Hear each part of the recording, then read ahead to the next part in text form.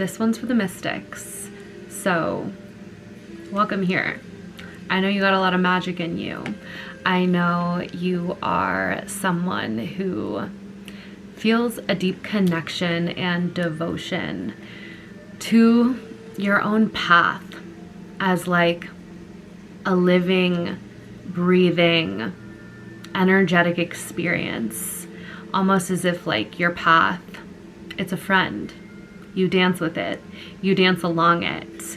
There is such a beauty and I feel like deep reverence and respect and devotion for this path that you walk, because it's this opportunity for self-realization that you get to co-create so much of, but you also get to be surprised and tested and challenged and opened and taught by it. Like, what an intricate and beautiful journey for an individuated fractal of source consciousness to get to experience. And your awareness within it and your desire to utilize all the tools that you have, physical, non-physical, to awaken further, to create goodness for yourself and others, to discover more, to uncover more of the mysteries of yourself and what is outside of yourself, which is a reflection of yourself, is what makes you a mystic. So welcome here, Mystic Recognized Mystic. And I am so thrilled to also share about this mystical treasure that was sent to me by Rose Forever New York. And they pick roses at their perfect bloom, and then they preserve them through this beautiful dehydration process, and then the roses actually last for years, and they smell amazing. They smell divine. I got blue roses. They have red roses, pink roses, white roses. I was so drawn to these blue roses because they are a very potent symbol for me in terms of the mystical path.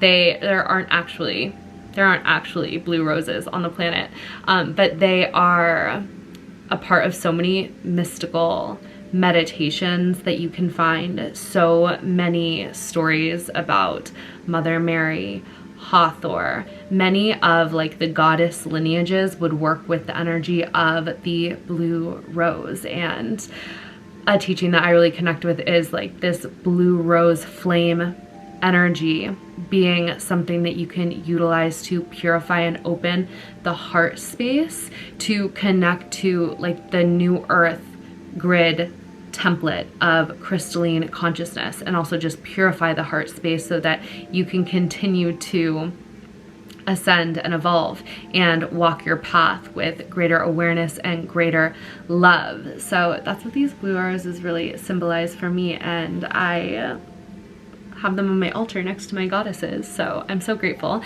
And I highly recommend this beautiful company if you would like a set of roses yourself. I have a code that I'll put in my description box below, and we'll get on to the message. So thanks so much, Forever Rose New York. And also I will link down below Magdalene Rose Temple, who I learned so much about the blue rose frequency from, and she is so amazing and has a lot of guided meditations where you can activate that blue rose flame frequency in your heart to connect to the crystalline energy of the new earth grid that is being built via the consciousness of so many mystics like you, like me, and all our people out here.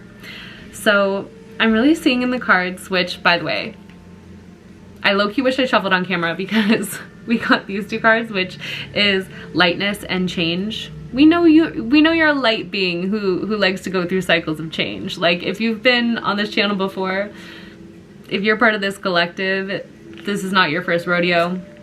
You change with a lightness. You change with the lightness of a feather. Almost like, I feel like you make moves where it's almost like people are like, wait, you just made some huge change, but I almost like could have blinked over it because you did it with such a lightness. You literally just were like, boop, boop, and like you don't make a scene. You'll make quantum leaps in your life and like you just won't even make it a big deal.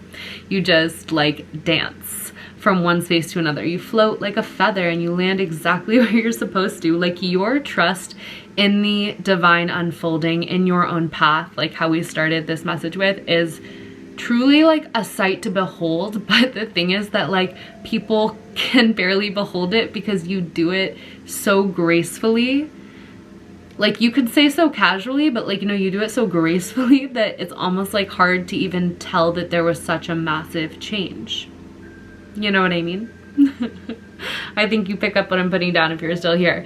Because to you, I feel like it's almost like going from one cycle to the next or making some big change. It's like, it's not even different than like a normal day, because at any moment in time, you were just following the flow.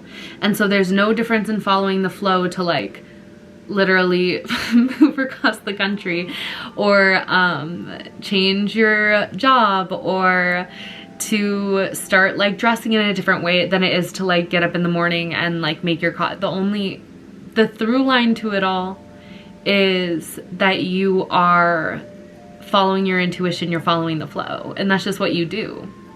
You just are cooperative with the infinite energy in the way that it wants to flow through you, and you're like along for the ride. You are light like a feather. There's this beautiful teaching, I think I've mentioned it before, it's like travel light, something light, be the light. But there's like a lightness to you. There's such a lightness to you. I feel like that you learned very early on how to keep yourself clean, energetically, physically, mentally, and that on confirmation, you're a clean, pure babe because you've learned how to keep yourself cleanly on all levels of being, on all multidimensional levels of being. You've learned how to keep yourself clean.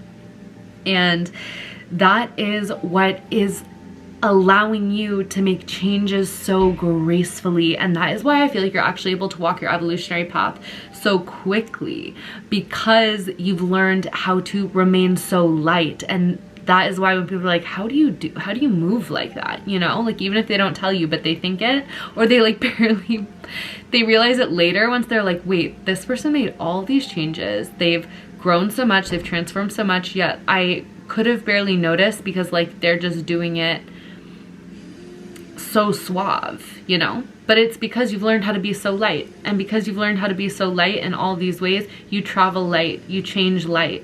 And light literally shines from you. It shines out from your eyes. It emanates from every bit of your being, and it glows, and it's very beautiful. It's very magnetic. I feel like the stars see you and you see the stars. Like you are probably somebody who looks up and like feels like a love beam from the stars, you know? I mean, it depends on the star system. Some you might feel like a different kind of beam from them all, but I feel like it's like light recognizes light, you know what I mean?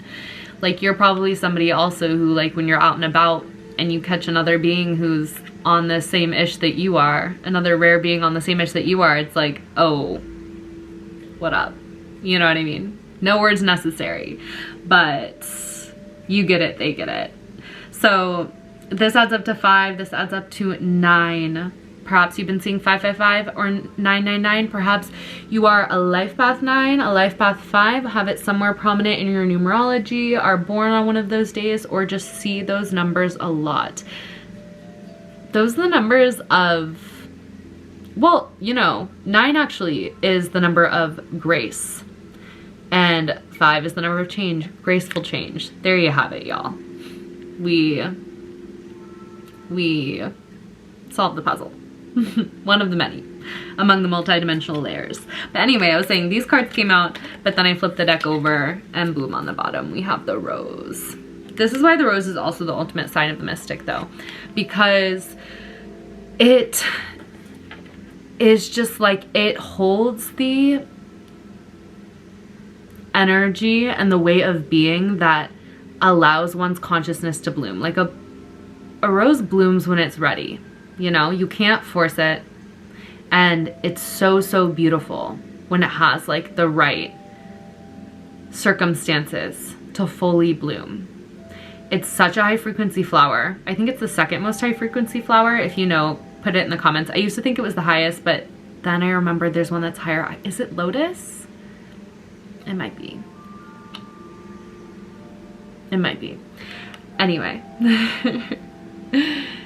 The rose. It's so high frequency, but then it's stem with the thorns. Like, it's a representation of, like, you need to have the strength and the boundaries to allow the rosebud to bloom, to allow your consciousness to bloom. There, like, needs to be the right conditions, and you are the one who can give yourself those conditions. And I believe that you have. Oh my gosh, I'm not even kidding. Look at what card's under this, you guys. It's the lotus, and it's purity. I told you, you've learned how to, like, purify thyself, mind, body, spirit, physical, space, etc.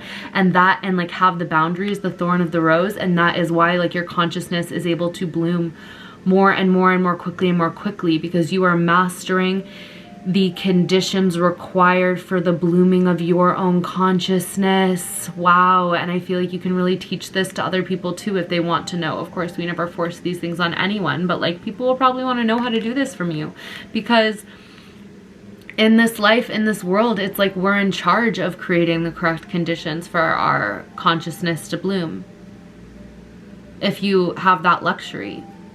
And if you're watching this video, you probably do. So wow. Really, really beautiful. You're really making a grand energetic impact truly through, like, the commitment to the blooming of your own consciousness and the walking of your own path and the devotion to your own path. Like, that creates such ripples, such ripples. Like, it is literally, they say, like, in the Buddhist traditions, like, the greatest service you can do for humanity is awaken your own consciousness, because you literally are creating quantum awakening for millions of souls that are desiring to liberate themselves from cycles of, you know, many, many things, being caught in loops, essentially. Let's just say being caught in loops, and you reclaiming your own sovereignty and your own power is quite simply legendary. So keep it up, beautiful. Yeah, you literally just, like I say, as per usual, Earth Angel, you elevate through whatever unique way that you elevate. It might be through causing profound transformation. It might be through always speaking your truth. It might be through just the example of the way that you honor your authenticity so deeply. It's unique to you, but the common thread is that you are an elevating presence because you're constantly seeking to elevate yourself, and you just can't be stopped. You won't be stopped. You are called higher. My memory card is full. You're called higher. You answer the call. You've become the call. So I'll catch you on the next one, babe.